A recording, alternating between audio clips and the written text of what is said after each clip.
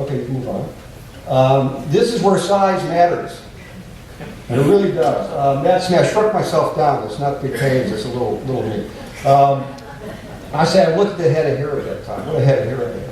So anyway, if you look at the paintings, the size of the painting does matter in this case. What are you trying to sell to the audience? You know, if I get a little tiny thing, it's not going to emote like just the big painting of the gas station. So part of it, what I want to do here is teach you how to see paintings. You go into a museum and or you look outside and you start opening a whole new visual world. I will teach you how to see color. That you think you see, but the artist is a trained observer. I call the eye an untrained muscle. So the artist is a trained viewer and observer of nature. So I'll teach you how, you might see a blue sky. Okay, I see reds, pinks, yellows, but now the issues on the end of it. So I see a multitude of colors in that sky, just as Van Gogh, where you look at his colors and say, that can't be. It is. And he's just pushing a little bit. So my job is to get you past the subject matter, understand the artist, understand how he got to the painting, the torture part of painting, and then the beautiful, passionate part of painting. It's all composited into one beautiful image. Okay? And I think you'll enjoy it, and that's the best I can say for it. Okay? Thank you.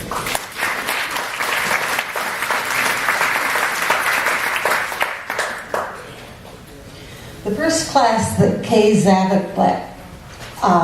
Zavislak gave for us was in this weird little attic room up in the Garden Street Methodist Church, because it was the only place we could find a decent piano for her to work with. Even though it was a very crowded room, we could barely breathe in there, everybody was entranced by her performances and her lecture. She's going to do another class for us now, the Sonata form in classical keyboard music. And we have a much better venue this time. And I'm sure you'll all enjoy it. Kay can't be here today, but her facilitator, Marilyn, is going to tell us about the class.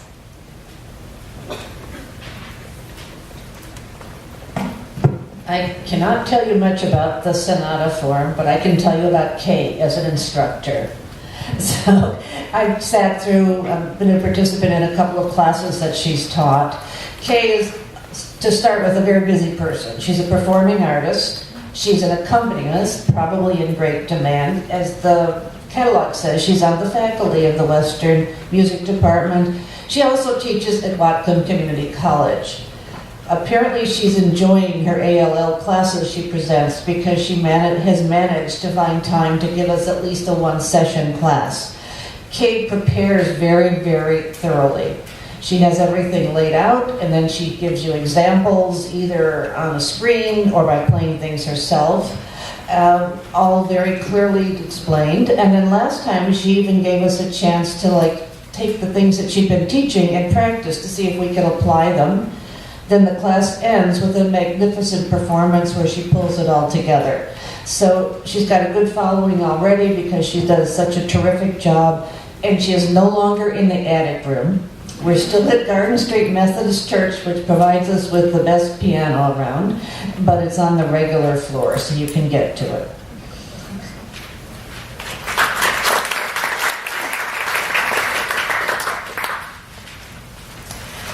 Last summer I was approached by Cleo Lawler about doing a class, and it was interesting. She's a Filipino, and she wrote a book about many aspects of the Philippine Islands because she was afraid that her children who were not born in the Philippines didn't appreciate their heritage and the culture of the Philippines. She wanted to teach them that.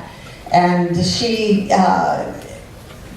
has also talked about the Philippines at her church and various other places, and has been encouraged to contact us and do a class on the Philippines for us. So Cleo, do you want to tell us about what you're going to teach? Thank you, Karen.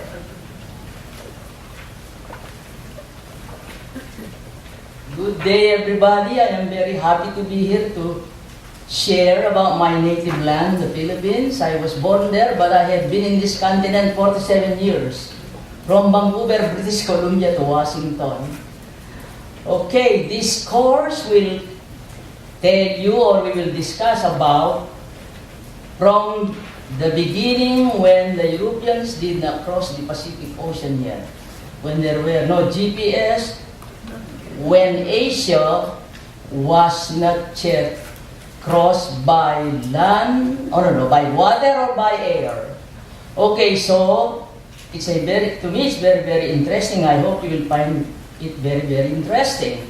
Okay, how the 7,100 islands were formed, we'll talk about that in the Philippines, and then we'll talk about why the Spaniards landed in the Philippines without intention, and then we'll talk about what was like in the Philippines before European discovery, and then we'll discuss about Spain's discovery, colonization, and rule of the Philippines, and then the Filipino revolutions against Spain for freedom, and then what Spain did in the Philippines or Spanish heritage, and what the Filipinos contributed to Spain.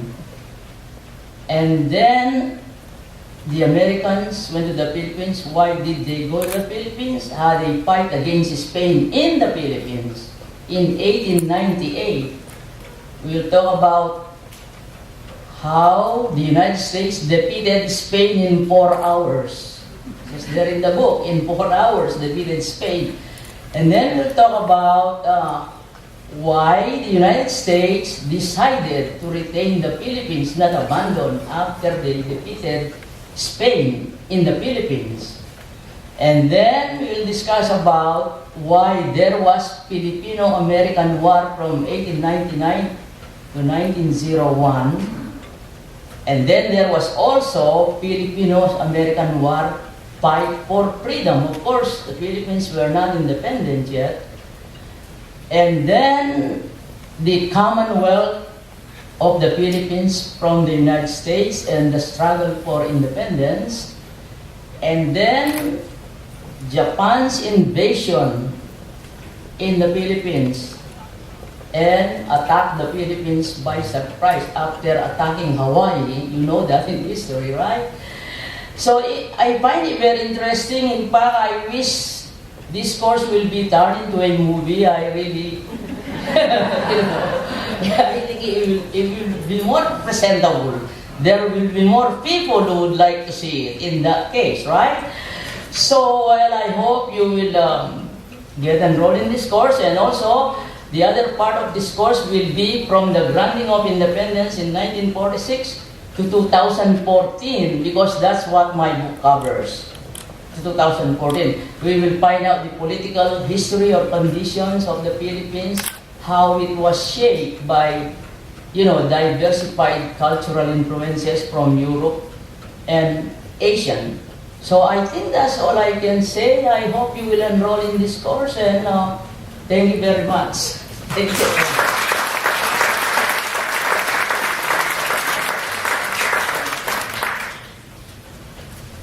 Dr. Lena Sangha is our next instructor. She's going to talk about the first 100 years of Islam. I've been acquainted with this delightful lady for a number of years, but I didn't realize how talented she was. I first found out when I was actually eavesdropping. I do that a lot. Some people were talking about a class she had given. In fact, I think it was this class at a church group. And they were saying what a fabulous speaker she was and how much they learned. And so I grabbed her and said, you need to do that for ALL. So she's going to tell us what she will talk about. Lena?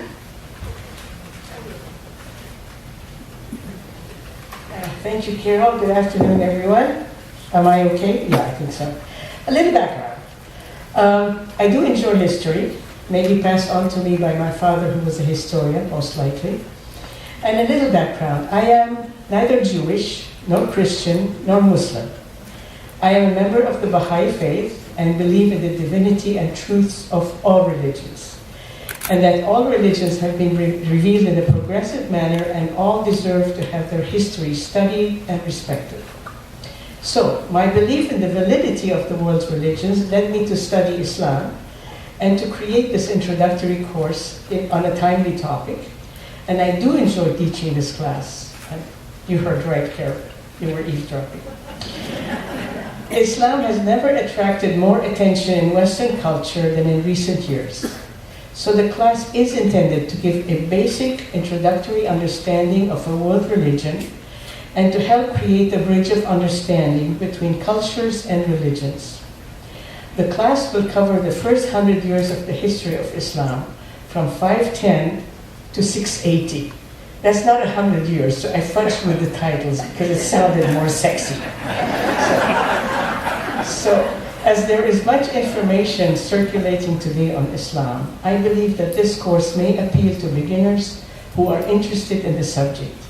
This is not a class on the theology of Islam or on the Quran, although I will refer to some of the teachings of the Quran, but they will be touched upon. And it is definitely not a political polemic of anything. It's the first 100 years with some fudging.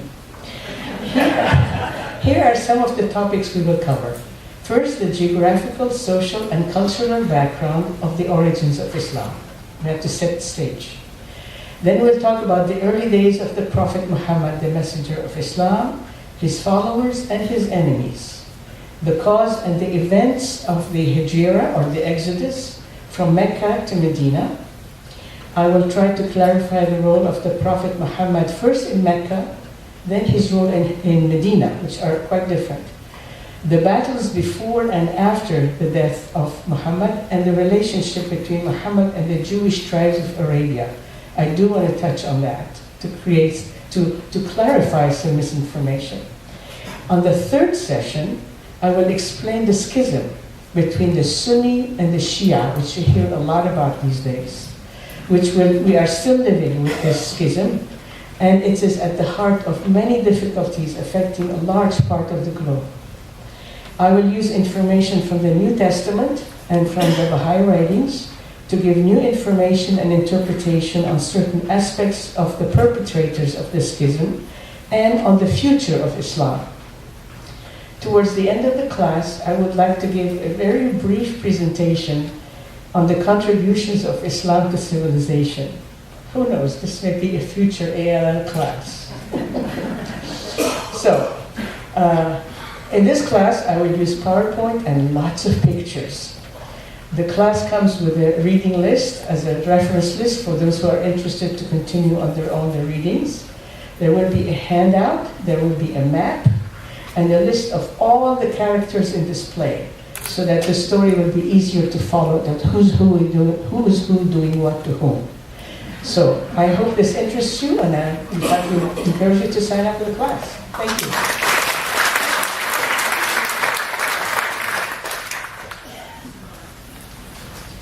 Litsi Zareto is an author and an editor, and she's going to see if some of her talents can rub off on us in a class called Gifting Memories. Litsi?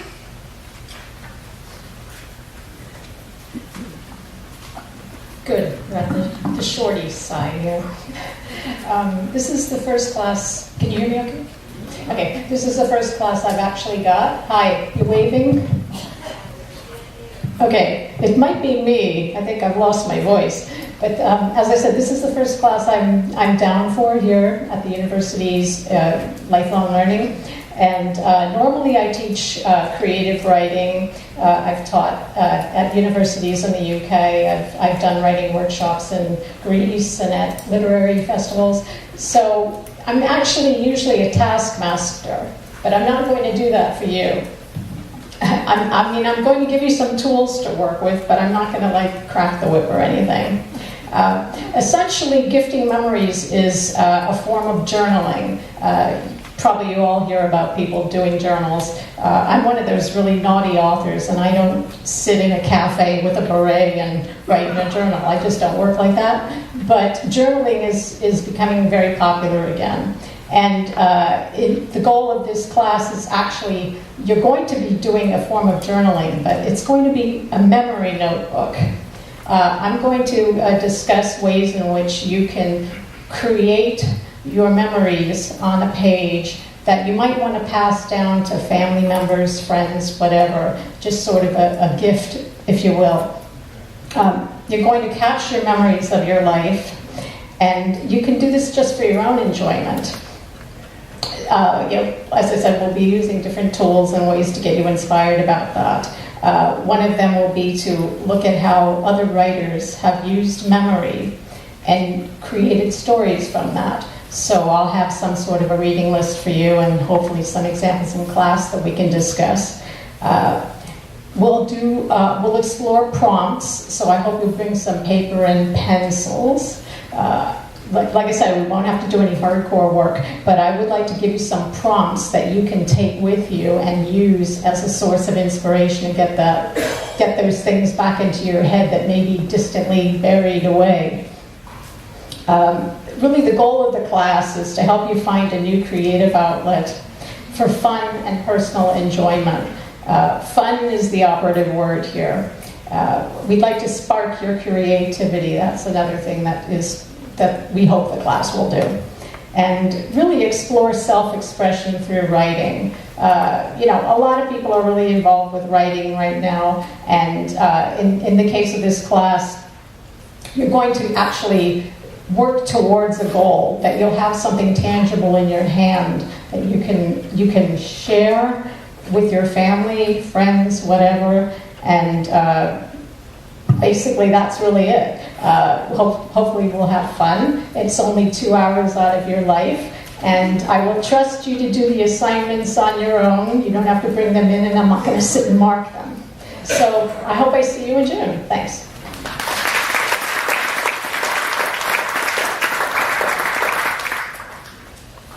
Amari Magdalena has given classes at Elder Hostel and at Osher universities. Osher is like our ALL, but at very huge universities that have tons of money to bring in speakers. She's taught at various other universities on individual programs. This class is going to be about an aspect of life that many of you probably have never been introduced to before. And shamanic mastery of energy, Native American, Toltec, and curanderismo, whatever that is. Tell us about it, Amari.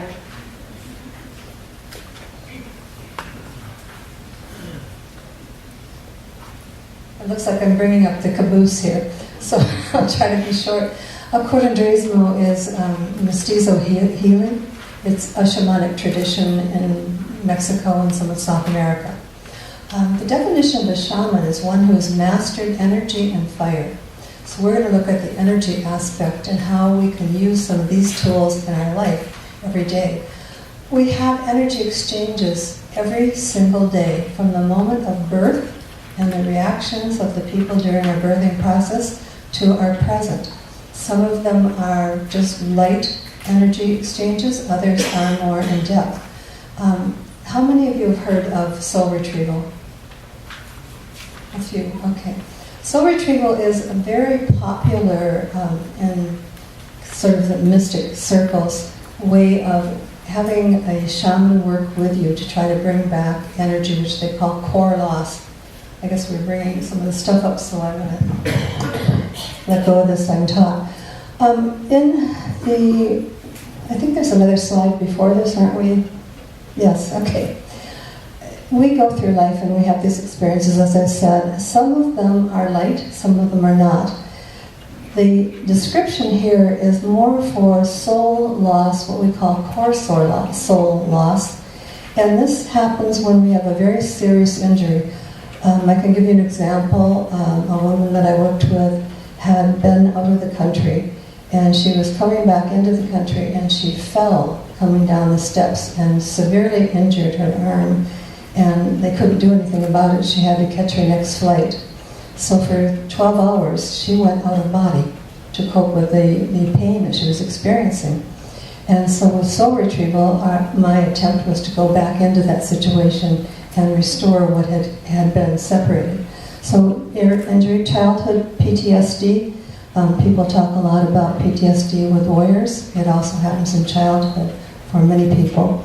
Any abuse, mental, physical, emotional, sexual, extended loss of consciousness, a chronic childhood disease, addiction, depression, multi-personality, memory gaps, or a major surgery. These are times when a little piece of us could separate to have us continue on the earth plane. Some people might associate the major surgery with like a near-death experience, and we could say that in that way someone separated a piece. So the object of the shaman is to go back and get it. You go to the next one. In the Toltec tradition, they have a couple of different methods of getting your energy back.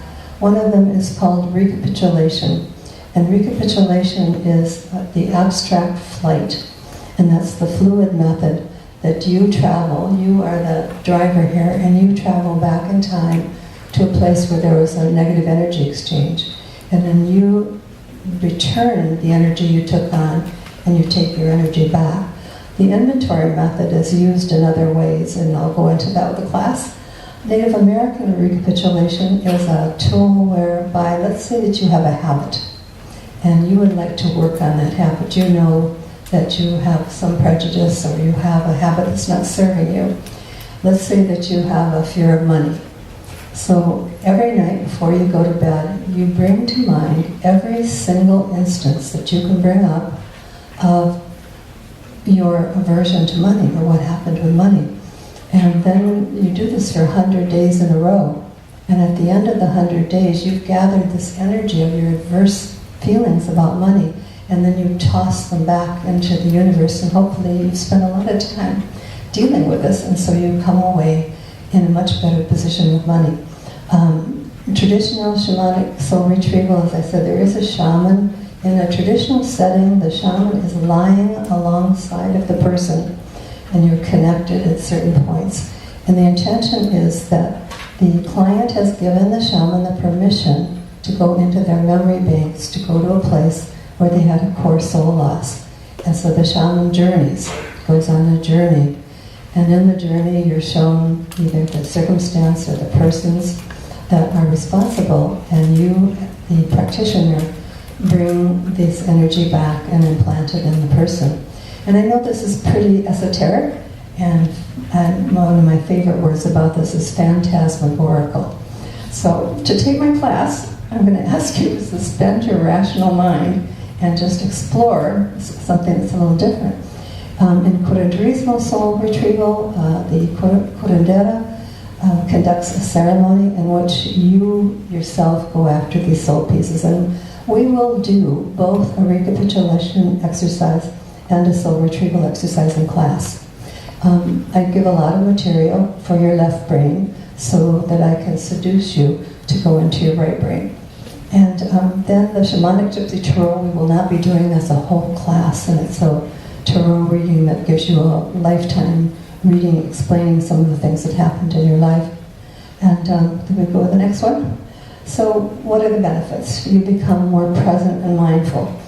Here's one of my favorite examples of recapitulation.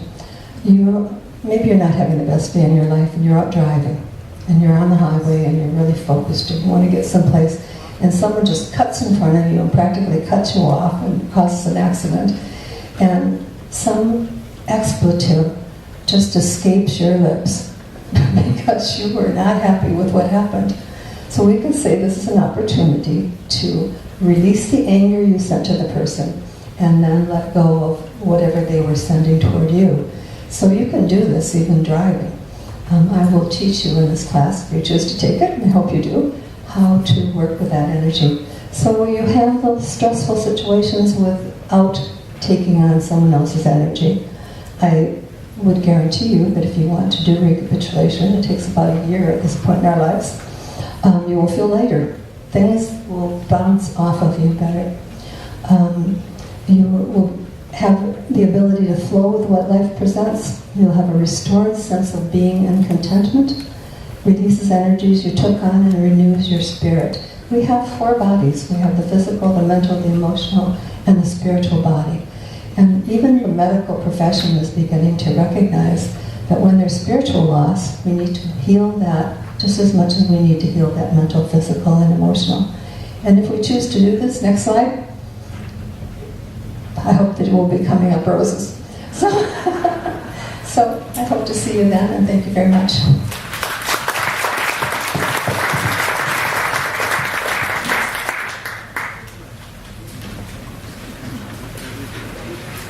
Thank you all for coming and listening to this. We have excursions next, but I just wanted to say, if we haven't covered a topic of a class that you would be interested in, let us know what you would be interested in. Or if you know of someone to give a class, we'd be delighted to hear about it. So I hope all of you have found at least a couple of classes that you would enjoy taking or things that you would enjoy learning about. Excursions is next, and Monica Ackerman is from the Excursions Committee, and I think she's going to... Oh, we've got someone else.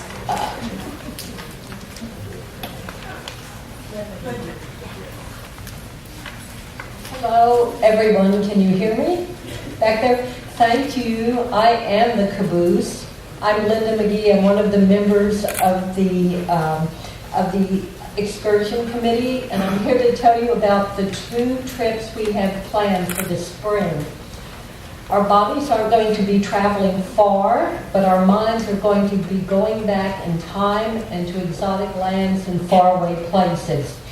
On April the 8th, we're going to McIntyre Hall at Mount Vernon for a matinee performance by Pacific Northwest Opera of Turandot by Puccini. Now, you've heard about this from Astasia Pacheco. If you can take her course, please do so.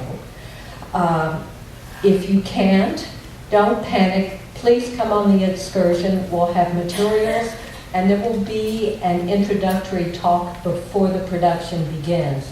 Now, whether you are an opera aficionado or you're dipping your toe into the operatic sea for the first time, this is a great opera for you. Exotic setting, China, sumptuous costumes, riddles, intrigue, doomed love, and of course, the powerful soaring music of Puccini.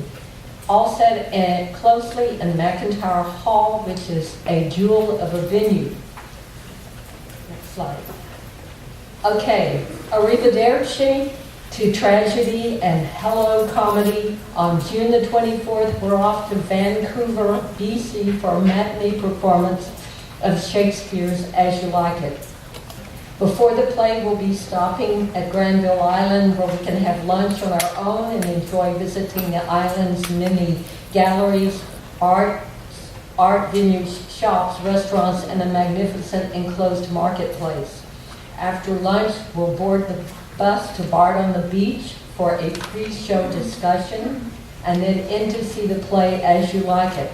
I found a great synopsis of the play, or one sentence. Forced into exile in the forest of Arden, lovers Rosalind and Orlando become entangled in a beguiling tale of love, lust, and mistaken identities. So however tempted you are for overeating at Granville Island, please don't. You don't want to doze off and miss this play. For 29 years, Bard on the Beach has been bringing Shakespeare's art to life with clever design, beautiful costumes, and great acting. And Shakespeare is even more impressive at the venue located at the waterfront of Vancouver's Vanier Park. Remember, as close as Vancouver is, it's Canada, so you'll need the appropriate border crossing documents going and coming. If I have just a little bit more time, I also want to give you a preview of some excursions in the future we're talking about.